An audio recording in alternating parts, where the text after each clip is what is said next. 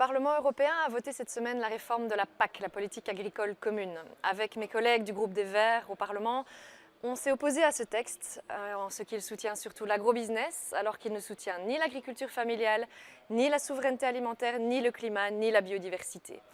Oui, l'agrobusiness représenté par la Copa-Cogeca, dont fait partie la FOI, syndicat agricole majoritaire, a toutes les raisons de se réjouir.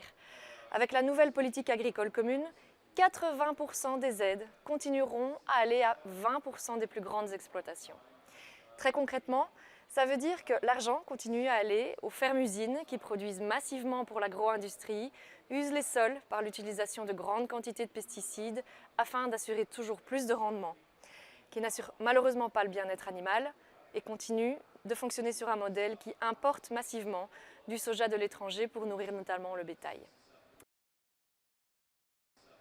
Non, ce modèle ne permettra pas d'assurer la souveraineté alimentaire de l'Europe. Elle est menacée au contraire, avec l'épuisement des sols, l'utilisation de pesticides, de produits chimiques, l'importation et donc la dépendance massive de protéines, la perte de biodiversité, la pollution de l'eau. On court à la catastrophe. La PAC n'apporte pas de réponses qui permettent de réellement développer un système agricole résilient, capable de faire face aux conséquences du dérèglement climatique et d'assurer la vocation première de l'agriculture, nourrir la population.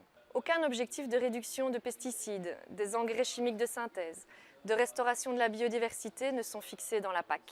On voit donc mal comment le secteur sera réellement encouragé à contribuer aux objectifs du Pacte vert européen. Non, les écorégimes ne suffisent pas à eux seuls à rencontrer les objectifs du Pacte vert. D'un côté, une majorité de fonds continue à aller à l'agrobusiness qui détruit l'environnement. Aucun objectif chiffré en termes de biodiversité et de climat n'est repris.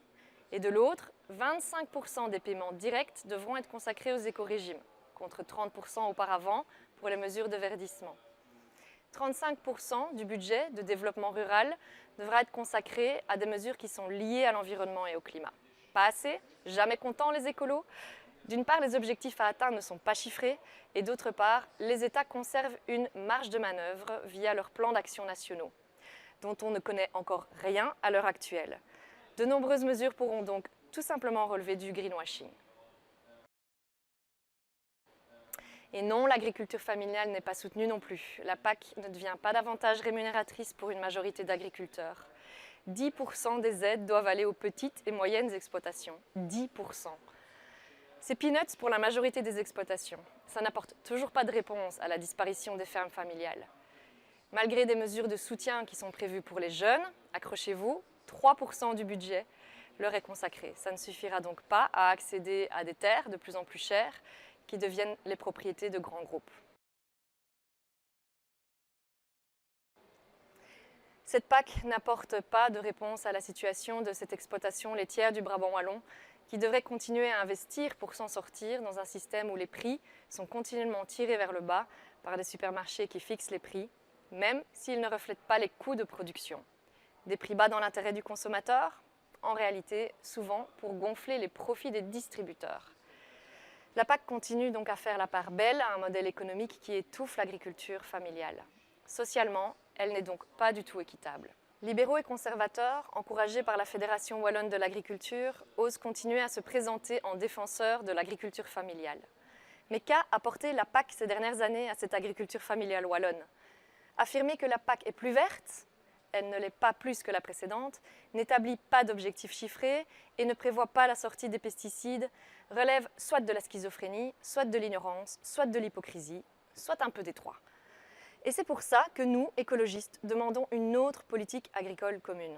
Nous sommes loin d'être les seuls, la société civile, les jeunes, de plus en plus de consommateurs demandent une alimentation et donc une agriculture différente, plus respectueuse de la biodiversité, du climat et de la santé de tous. Que demandons-nous concrètement? Que le système d'aide publique serve la transition de l'ensemble du monde agricole vers une agriculture durable, vers le soutien aux exploitations familiales et aux pratiques agroécologiques. Que l'usage intensif de produits pétrochimiques et les pratiques agro-industrielles ne soient plus encouragés via des aides publiques. Les pratiques qui contribuent à la destruction de la biodiversité, à l'appauvrissement des sols et de la qualité de l'eau, qui contribuent aux émissions de CO2 et au dérèglement climatique, ne peuvent plus être soutenues.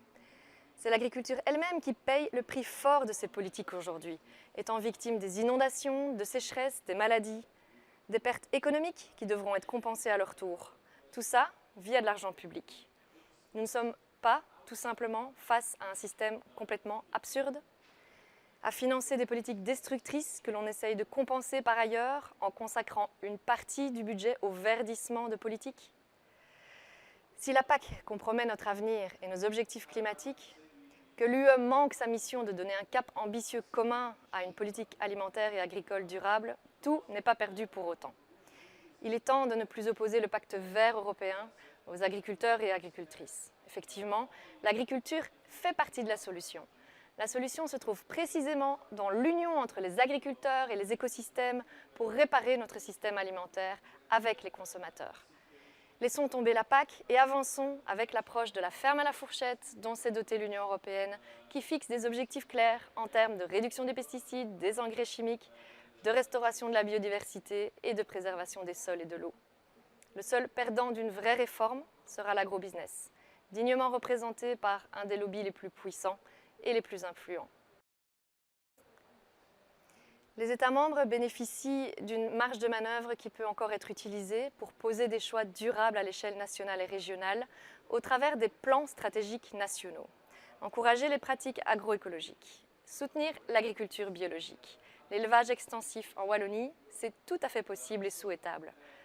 Et puis, d'autres étapes sont encore à venir dans notre travail parlementaire, comme la directive sur l'utilisation des pesticides compatible avec le développement durable.